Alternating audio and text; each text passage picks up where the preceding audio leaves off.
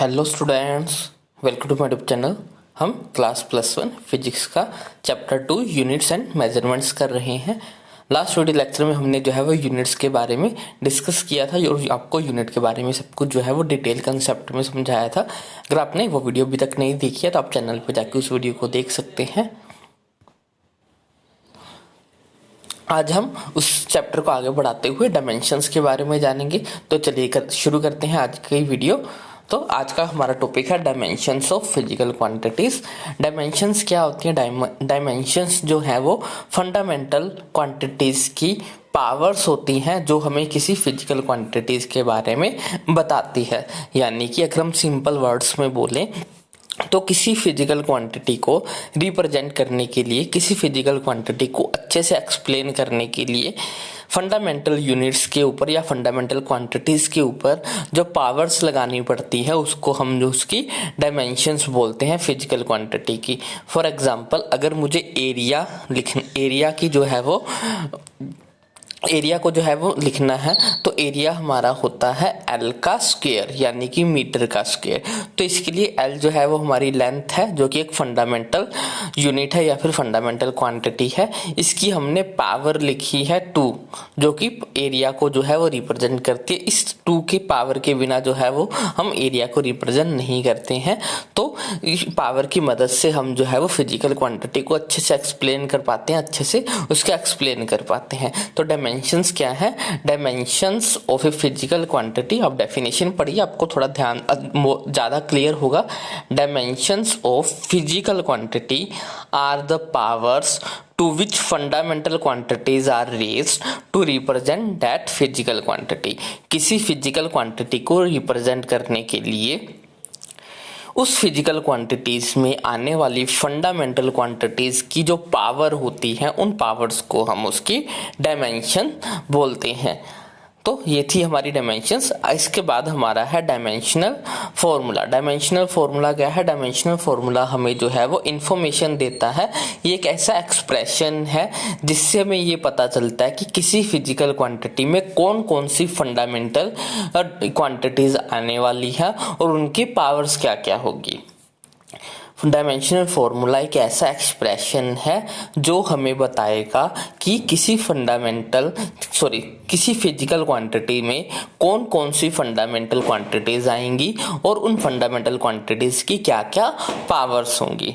Definition को एक बार पढ़ते हैं। The expression which shows that which of the fundamental quantities and what powers enter into the derived unit of the physical quantity. Dimensional formula हमें बताते हैं कि किसी फिजिकल क्वांटिटी में कौन कौन सी फंडामेंटल क्वांटिटीज आएंगी और उन फंडामेंटल क्वांटिटीज की क्या क्या पावर्स होंगी।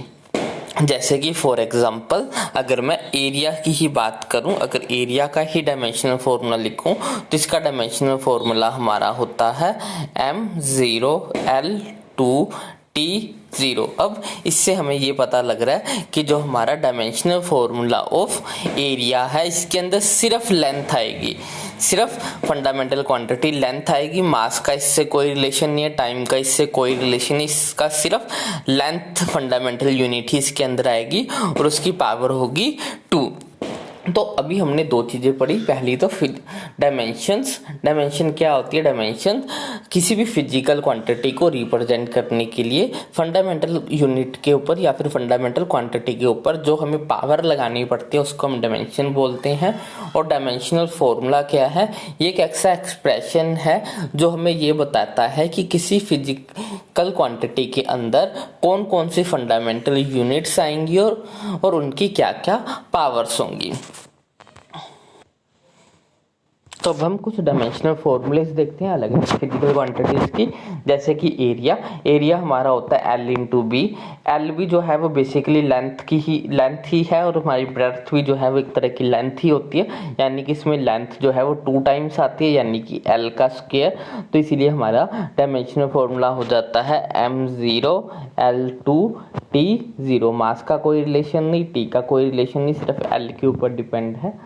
आगे वॉल्यूम, वॉल्यूम का फॉर्मूला हमारा होता है L into B into H. यहाँ पे लेंथ ही है, ब्रेड्थ भी एक तरह की लेंथ ही होती है और हाइट भी एक तरह की लेंथ होती है, यानी कि इसमें 3 टाइम्स L आ रहा है तो L हो गया हमारा 3। तो इसका डायमेंशनल फॉर्मूला हो गया M0 L3 T0। M0 यानी कि M का कोई रिलेशन नहीं है, T0 यानी कि T का भी कोई रिलेशन नहीं है वॉल्यूम के साथ। आगे है हमारी डेंसिटी। डेंसिटी हमारी होती है मास अपॉन वॉल्यूम। मास जो है वो हमारा m है मास। वॉल्यूम का अभी हमने देखा कि वॉल्यूम जो है वो L के 3 टाइम्स होता है, तो इसका डायमेंशनल फॉर्मूला में मास एक बार आ रहा है और लेंथ -3, क्योंकि ये क्यूब नीचे पावर 3 है तो ऊपर आएगी तो पावर माइनस की हो जाएगी, तो ये हो जाएगा m1L-3। टी का कोई रिलेशन नहीं है, T0। ऐसी स्पीड या फिर वेलोसिटी, स्पीड या फिर वेलोसिटी हमारी होती है डिस्टेंस अपॉन टाइम। डिस्टेंस एक तरह का लेंथ ही होता है और टाइम हमारा टाइम t हो गया, तो इसका डायमेंशनल फॉर्मूला हो जाएगा m का कोई रिलेशन नहीं है तो m0 L1 t, क्योंकि नीचे है तो ऊपर जाके ये -1 हो जाएगा तो L1 t -1 is the dimensional formula for speed और वेलोसिटी। आगे है हमारे पास एक्सेलरेशन।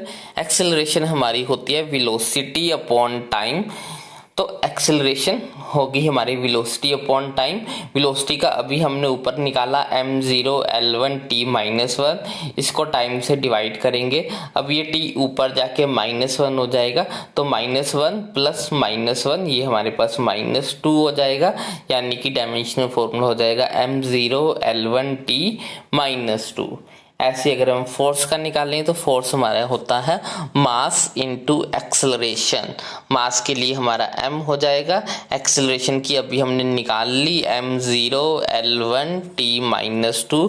अगर कंबाइन करेंगे तो अब मास एक बार आ रहा है तो m1 L1 t -2 ये हमारा हो जाएगा फोर्स के लिए। आगे है हमारा मोमेंटम। मोमेंटम होता है मास इनटू वेलोसिटी। मास के लिए कैपिटल M, वेलोसिटी हमने अभी निकाला L1 t -1, तो मोमेंटम का हमारे पास हो जाएगा m1 L1 t -1। आगे है हमारा वर्क डन। वर्क डन हमारा होता है फोर्स इनटू डिस्टेंस। फोर्स का हमने निकाल लिया, फोर्स होता है m1 L1 t -2 और डिस्टेंस एक तरह की लेंथ ही है तो ये L हो जाएगा। तो वर्क डन का फॉर्मूला, डायमेंशनल फॉर्मूला हो गया हमारे पास m1 L2 t -2, तो ये डायमेंशनल फॉर्मूला हमारा हो गया वर्क डन का। आगे है हमारे पास पोटेंशियल एनर्जी।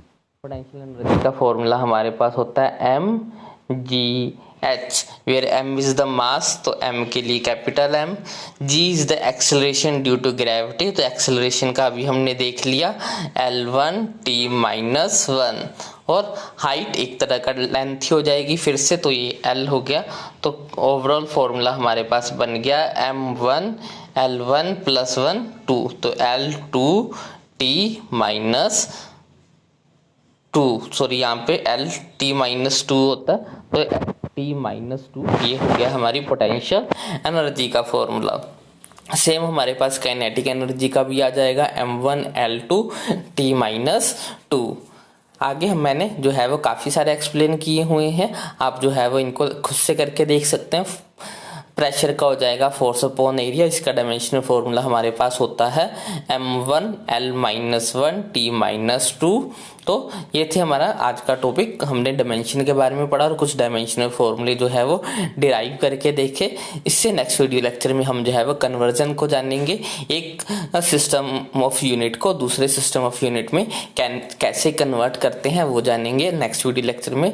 आई होप आपको आज की वीडियो जो है वो अच्छी लगी हो। अगर आपको ये वीडियो अच्छी लगी तो इसको लाइक करें, शेयर करें और चैनल को सब्सक्राइब करें। Thanks for watching, bye bye, take care.